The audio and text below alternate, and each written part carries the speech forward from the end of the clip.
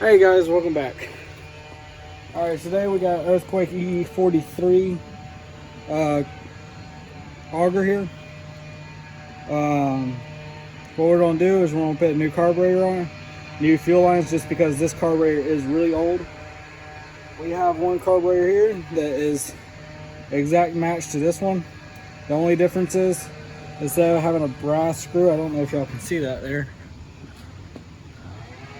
Yeah, y'all can see it.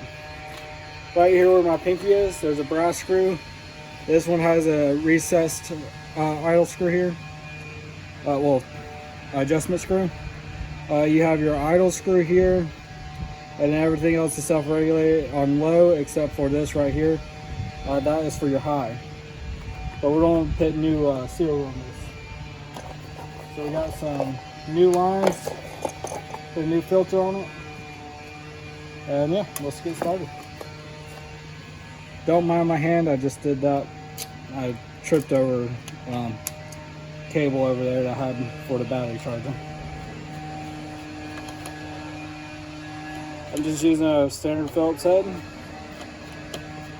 Let's see how well y'all can see that. Let me zoom in a little bit more. There you go. Hopefully that gives a better view. It's gonna take about, to do the fuel lines too, it's gonna take about, say 10 minutes here. 20 minutes here. Got my drink, in case y'all are wondering what that's there for. So we got this. This carburetor does not require seals. The only thing you need is to make sure you don't lose this O-ring right here. This O-ring is usually attached. Like they have a little bit of glue sitting in there for it to hold to the carburetor, just to make it easier. And since we're taking the fuel lines out too, all we're going to do is pull back right here on the throttle. We gotta get this cable out. Let me grab my needle nose. I got them over here earlier.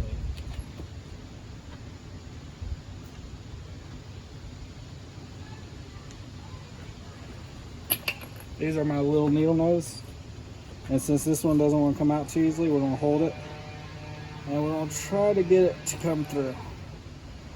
Sometimes they can be, when they're this old and been sitting for a while, sometimes they can be a little stubborn getting out. And then that pulls out. That's a cable. You do not need this nut here.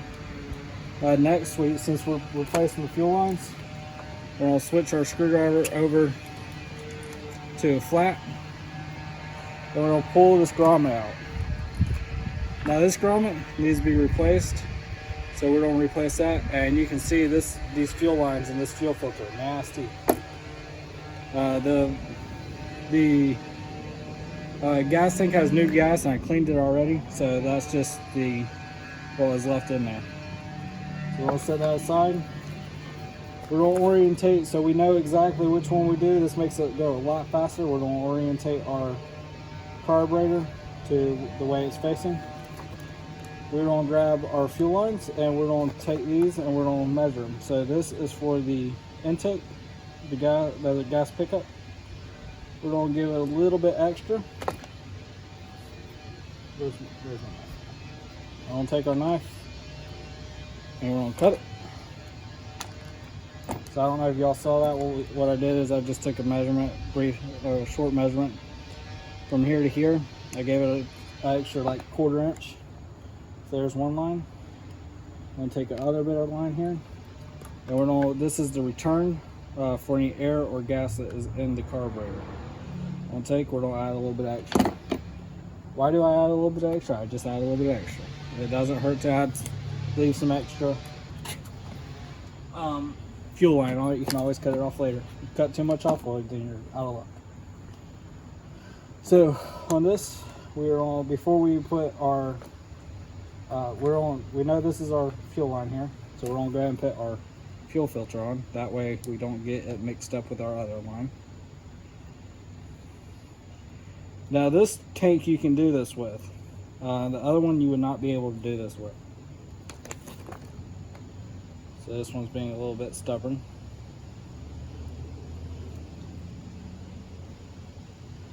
Sometimes you got rocket on there.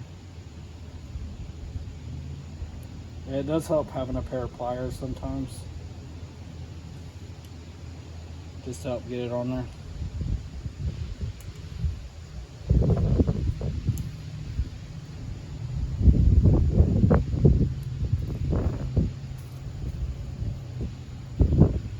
Alright, that should be good to go. Let's get that side actually, a little more on there.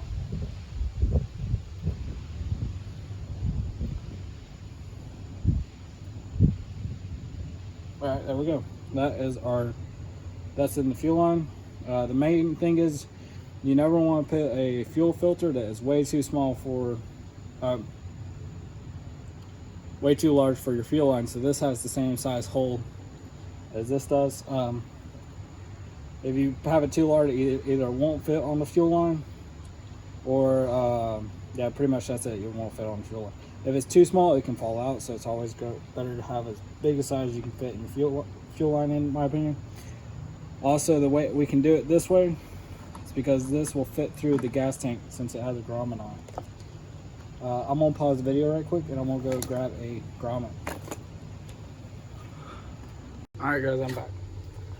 Alright, so what we got here is I got two different size grommets.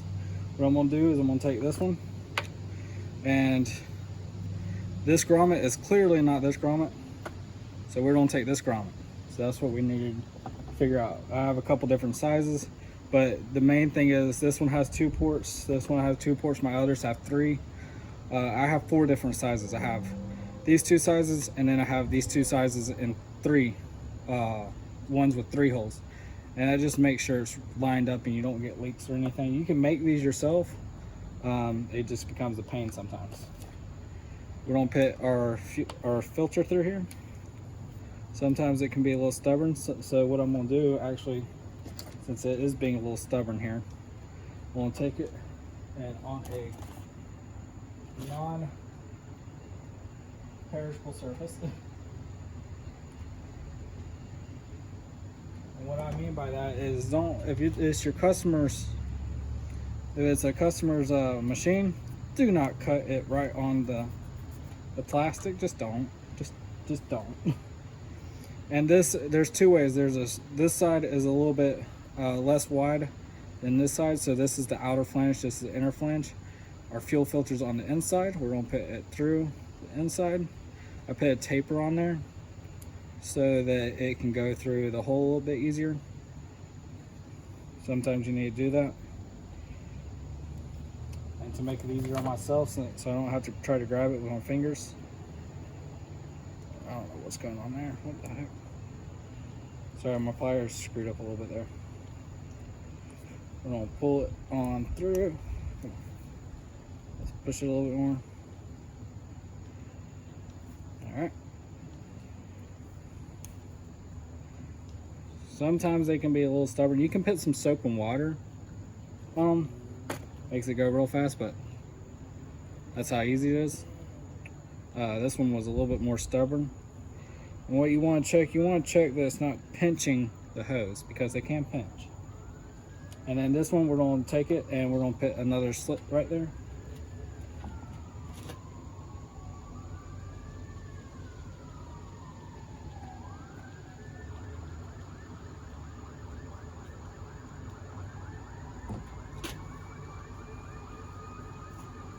And just so I don't have to cut this slit off, this I'm gonna put on the gas tank side. So what we're gonna do, instead of putting, like the fuel filter was on this one, so we shoved it up through, we're gonna shove this one down through. That way I don't have to deal with cutting that bit off.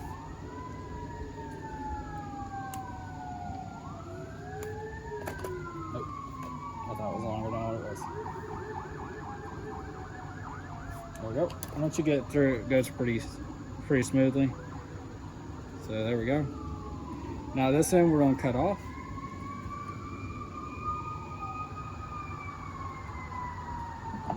You want a good sharp knife. You don't want any tears. It doesn't matter too much, but it makes it a lot easier to work with. And we're just going to set this in there. The reason we're just letting this dangle here is because if we go put this on, And let's say this one's the return, this one's the fuel, and this one needs to be fuel, and this one needs to be return. I mean, this one needs to be returned. If we put it in here like this, we're going to be having the hoses twisted. You want as free, you want as few restrictions as possible. We're going to go off of our original ones just to double check. So this is our return and this is our intake. And right here, we're going to double check. This right here is our intake. We're going to put it on that one. And you just slip right on. These are barbed. Well, one's barbed, one's not. Or one has a small barb on it. As long, the other one does not. And we're going to pull that fuel, a little bit of that fuel line out. Just so we have that. And there we go, there's that. Now this is where I was talking about is twisting. We want it to go in like this. So we're gonna set that in there. We're gonna take our screwdriver, we're gonna take the fat end of the screwdriver. Depends on the size grommet. Sometimes they're really small ones, sometimes you need to switch over. But here we go, I'm just gonna push this in. And there, that's pushed in. Now we don't have any twist in our lines. We can fix this little kink here. I don't know if you can see there, it goes in like this. We can fix that here in a minute. That's probably why on this one they had that elbow twisted. We can twist that here in a second. So what we're gonna do now is we're gonna take our throttle cable, wherever it went, right there. We're gonna slip it up through the nut here. We're gonna orientate. There is a, I'll show you on this one. On here, I don't know how well y'all can see it. Gotta go around the counter. But there is a, see this little, so this is the large side, and this is the thin side. Then the cable goes through this side, and the retainer goes through that. They are the same shape, so it fits right in there. And it actually is indented, if you can tell right there. So if you're wondering how that works, we're gonna take it, I'm gonna pull it through, we'll orientate it, and then we're gonna have to manually pull down the choke. I know it's hard, you can't really see, and then I'm gonna put the back end of the cable through the cable slot. Makes it a little easier on lineup. That allows me to continue to rotate the carburetor and to adjust this the screw I just showed you. We're going to push the retainer down and we're going to let the carburetor go. And there we go, we are in. So now that we have our everything set up correctly, everything is good here. We have our,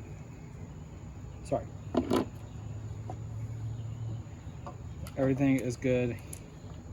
Which way did I got it backwards, my bad. We got it here. I'm going to grab the rest of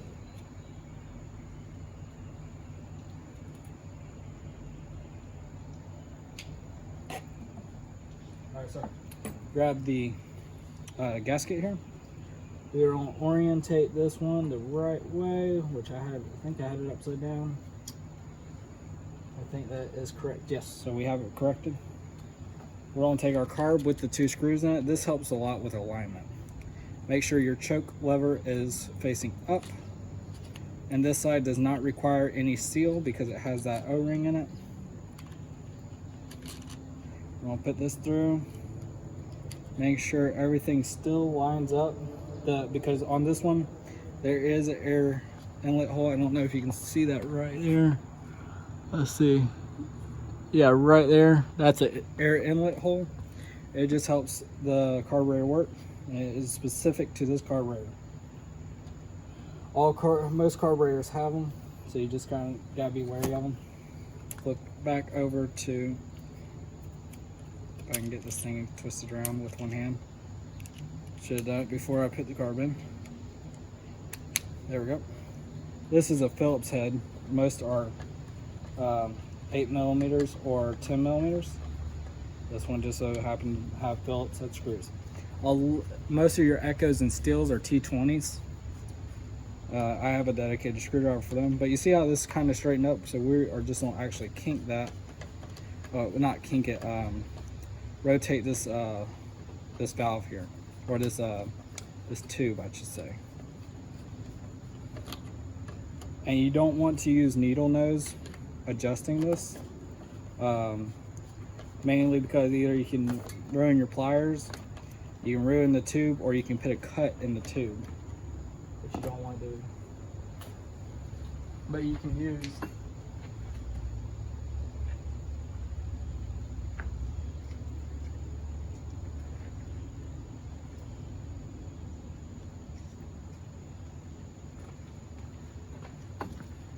just about anything. So like here's a pair of crimp pliers. We're gonna take it, we're gonna put our crimp pliers on, and we're gonna bring it back, and we're gonna rotate it, and that's it. These are press fitted in there, so you don't have to really worry. You don't want to pull them out. All you do is you set them on there like so, with very loose, and then you turn it whichever way you want it to turn. This one only need to be turned a little bit, and we're gonna push a little bit of that tube back in. We're gonna tighten up the carburetor. And before we do anything else, we're gonna check our primer. And our primer is sucking in gas and priming, so it pulled it in through the intake and pushed it out through the return. Now, when you're doing this, you can sometimes hear the fuel, if you have your line short enough and there's not too much gas in the tank, you can hear that fuel hitting the tank as it's pumping back in, or actually you can hear the droplets on the gas itself. Besides that, that's pretty much it. We have a different air filter coming in for this. On this one, the customer has done this part. This one requires the air filter be on there, but he has this standard screw. It fits in there perfectly, so I'm not going to change that. He just wants it enough to get running. We're on. I'm actually surprised. Usually it goes right on there.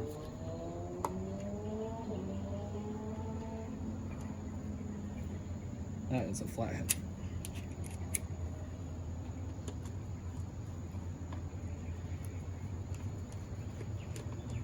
There we go. There's that. Now what I'm gonna do is, it's kind of hard to do it especially with an auger. I'm gonna take this out back, put it in the dirt pile. I'm gonna have the switch on. I'm gonna move the choke. I'm gonna prime it, and I'm gonna go through everything and make sure it cranks up and adjust the idle. On this one, you have to have the cover on because the on-off switch is right there, connected to the cover. But yeah, that's how you change the carburetor on the Earthquake E43, or yeah, E43. Y'all have a good one. Thanks. Bye.